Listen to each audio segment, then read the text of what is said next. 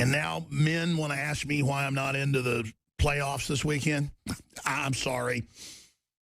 I'm so busy covering the incredible hardcore news that I haven't even gotten into the 9th planet that was discovered that they announced last week. And, of course, they discovered it a long time ago. They just got around to telling us. And there's a reason they didn't get around to telling us about it.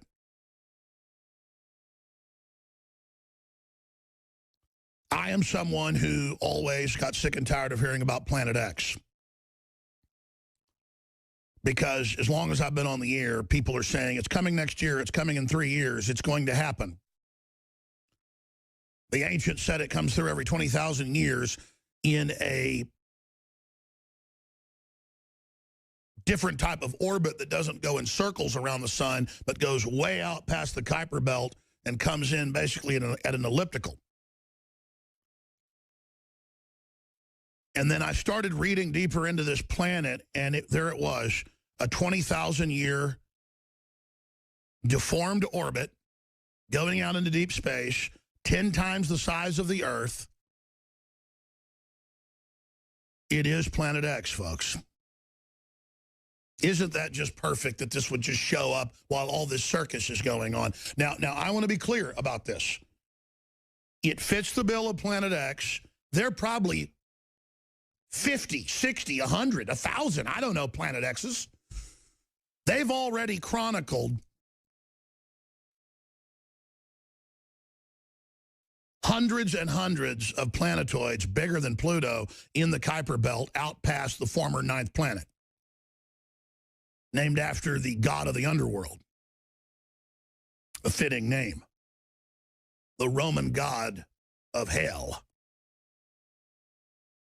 So they said no more 9th planet because we got to say we have hundreds of planets if there's things bigger than it. Well, Pluto's little. This sucker is gigantor. Compared to Pluto.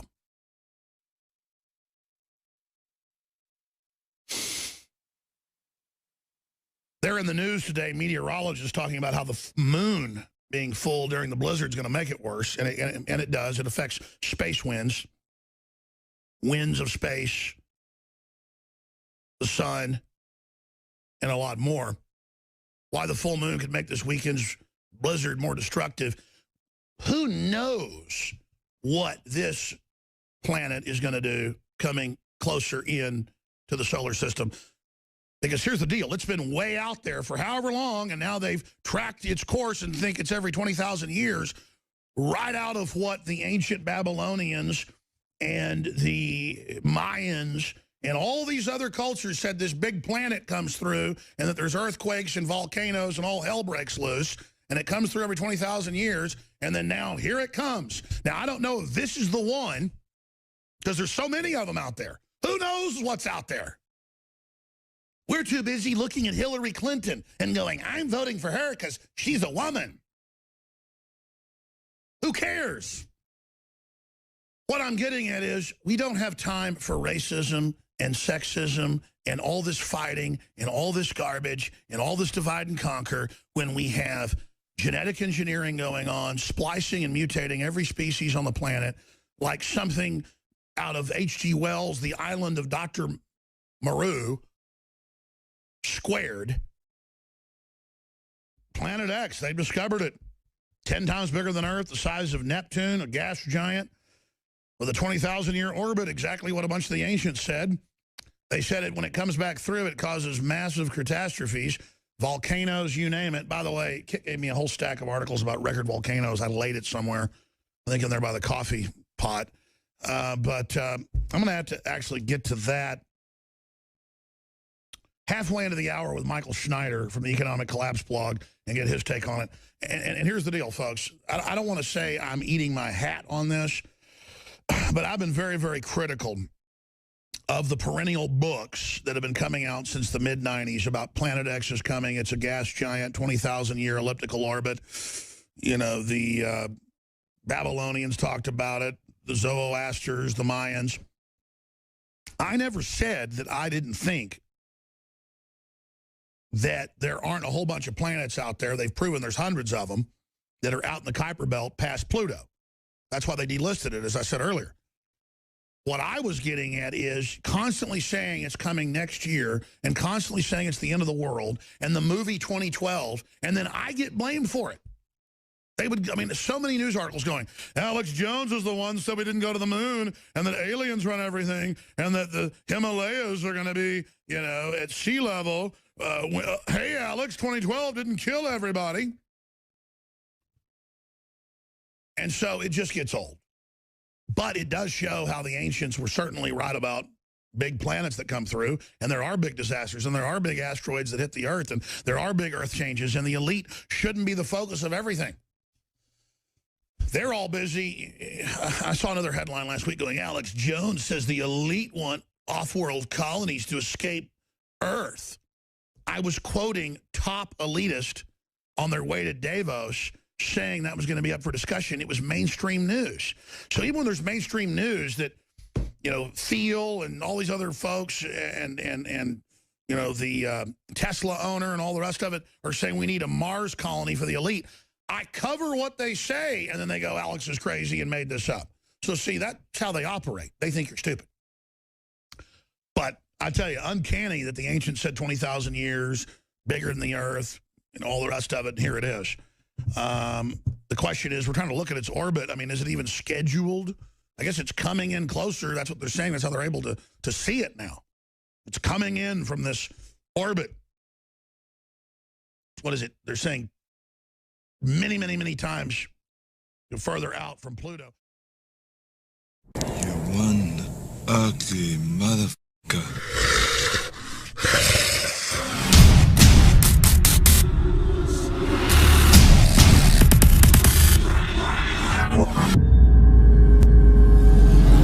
For all of recorded history, civilizations around the world praised the health benefits of silver. At InfoWars Life, our mission is to bring you the highest quality, purest, cleanest, effective colloidal silver on the market today for the lowest price available. You don't have to be a doctor to know. The fall and winter months are the most dangerous time of year in North America when it comes to you and your family's health. InfoWarsLife.com is very excited to announce our biggest run yet of Silver Bullet colloidal silver, exclusively available at InfoWarsLife.com. Now, InfoWarsLife.com has taken colloidal silver to the next level using a cutting-edge technique that is free of toxic artificial additives. Now more than ever, it's important to stock up on high-quality Silver Bullet from InfoWarsLife.com and to help others during Christmas by teaching them about the powerful benefits of silver. Secure your Silver Bullet today at InfoWarsLife.com or by calling toll-free. 2 giant asteroids are coming our way right now, speeding through space at 43,000 miles an hour, and one of them is about 2.5 miles wide. It's believed to be the asteroid responsible for the first ever recorded meteorite crash that almost killed a woman 60 years ago. So to talk more about this, I'm being joined now by legal and media analyst Lionel. Lionel, my friend, for this segment, though, I'm going to call you my meteor analyst. So, all right. And the topics get meatier and meatier. Well, let's keep our space talk from last week going. Yeah, yes. We seldom hear about these giant space rocks. How come, and how dangerous might they actually be to us? Well, let's first of all look at the big picture here, the theme of this. From an eschatology point of view, the end of times. Think about this. This, theoretically, the asteroid, meteors, this huge collision, is what gave humankind its chance, our chance. So I find that fascinating. Number 2, I don't believe anything the government says about anything. Now, number 3, look at what's interesting about this. Let's assume that all of a sudden, and we talked about this last week, if all of a sudden people started looking elsewhere, where governments had to cooperate with other governments, where one government had to lend a hand, where all of a sudden these weird jurisdictional differences between us, this sense of nationalism, all gave way to this collective, we're all in this together, where kumbaya meets we are the world. This is a fascinating topic because what it does is it reminds us just how vulnerable we are, how we're just this little blue dot in the middle of nothing. That's true. That is a good point. And you know, as we discussed last week, I think a lot of people aren't aware that there are these joint coalitions that include countries like Chile and France and even some other NATO partners. But, you know, the U.S. is strangely left out. So I get why you may not believe anything that our government is telling us, especially when it comes from, you know, regarding space stuff. And what's also, I'm sorry. Yeah, go ahead, go ahead. What's also interesting, too, is that, you know, we love to talk about space, but from a very infantile, a juvenescent point of view. I mean, here we are, you know, Star Wars, and that's terrific. But when it comes to really understanding how this thing works, I mean, just think about this. Something that is 2 miles wide, colliding at enormous speeds. And when you also consider this part, who is responsible for this? Think about the legal implications. Who has jurisdiction? How do you make a claim? I mean, I'm sure somewhere in your insurance policy, you know, we always have acts of nature, force majeure, acts of providence. I mean, these are, the implications of this are so fascinating. But what's interesting is that the first thing the mainstream media says is, don't worry about it. There's no chance it's going to hit us. Well, that's good news. But just think about this. When it comes to our ability to understand our position in the world, especially when it comes to space, it's hard to believe that we know less than we do this particular topic, because we have no idea of how this thing fits in. And let me also go back to the idea, especially every now and then we'll talk about evolution and creationism. Let me just remind folks, this is how humankind came about.